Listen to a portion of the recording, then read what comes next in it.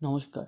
পশ্চিমবঙ্গের সকল পুলিশ পরীক্ষার্থী যারা 2024 সালের পুলিশের পরীক্ষা দিয়েছিলে এবং যারা রেজাল্টের জন্য আগ্রহীভাবে একদম রেজাল্টের জন্য অপেক্ষা করছো, তাদের জন্য একটু হলেও স্বস্তির খবর। কারণ আমাদের যে পিআরবির তরফ থেকে একটা নোটিশ পাবলিশ করা হয়েছে, যেটা কিনা সমস্ত যে পুলিশ ট্রেনিং স্কুল, ওখানে নোটিশে তোমরা এখন দেখতেই পারবে যে পুলিশ ট্রেনিং স্কুল, এখানে সব যত ডিআইজি অর্থাৎ ওখানকার প্রিন্সিপালদেরকে একটা নোটিশ দেওয়া হয়েছে। সেই নোটিশটা কি, আমি তোমাদের জন্য এটাকে বাংলায় কনভার্ট করে দিচ্ছি। নোটিশটা হলো এটাই যে ওখানে যতগুলো পুলিশের ক্যাপাবিলিটি আছে, ওখানে তো পুলিশের যে পুলিশ রিক্রুট, নতুন যে পুলিশগুলো ওখানে থাকবে, নতুন যারা জয়েন করবে তাদেরকে তো ট্রেনিং করাতে হবে। তারা যেন ট্রেনিং করাতে পারে এবং তাদের জন্য কোনো রকম অসুবিধা না হয়, তার জন্য তাদের যতটা ক্যাপাবিলিটি আছে সেই ক্যাপাবিলিটিটা তারা যেন কতটা তাদের ক্যাপাসিটি আছে সেটাকে জানতে চেয়েছে পিআরবি।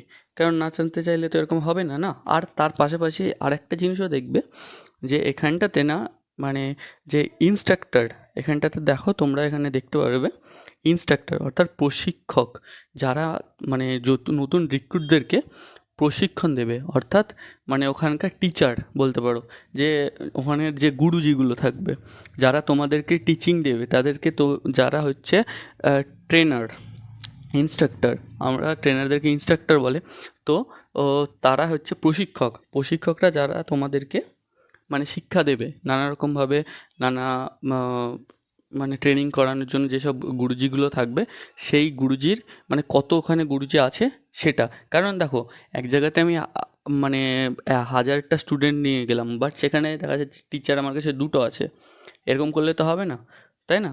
তো তাই জন্য সেখানটাতে আমাদের কতগুলো টিচার আছে, যে ইনস্ট্রাক্টর আছে, সেটাও জানতে হবে। কারণ এটার জন্যই পশ্চিমবঙ্গে পুলিশের পিআরবির থেকে সমস্ত যে ট্রেনিং স্কুলগুলোতে সমস্ত প্রিন্সিপাল অর্থাৎ ডিআইজির কাছে একটা নোটিশ গিয়েছে।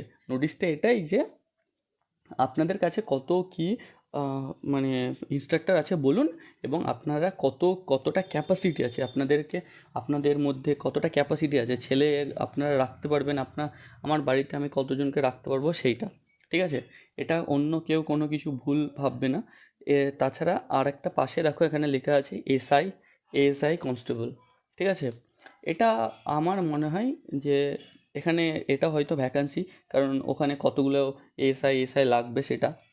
তার পাশাপাশি ওখানে দেখো একটা ফর্মে দেয়াই আছে, দেখো যে এখানে দেয়াই আছে যে নাম, পুলিশ নম্বর, আর একটা এটা। তো আমি একটা কথাই বলবো যে হয়তো খুব তাড়াতাড়ি আমাদের জয়েন হতে চলেছে।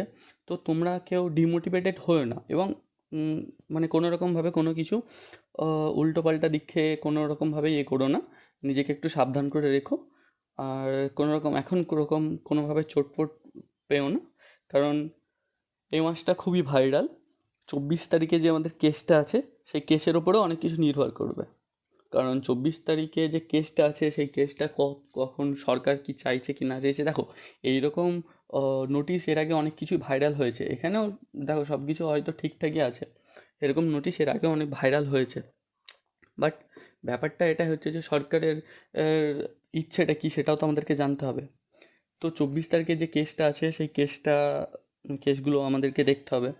সেই কেসগুলো যদি সব কিছু ঠিকঠাক হয়ে যায়, তাহলে আর কোনো অসুবিধা থাকবে না। তো এটাই বলবো, সবাই সাবধানে থেকো, ভালো থেকো। জয় হিন্দ, জয় ভারত।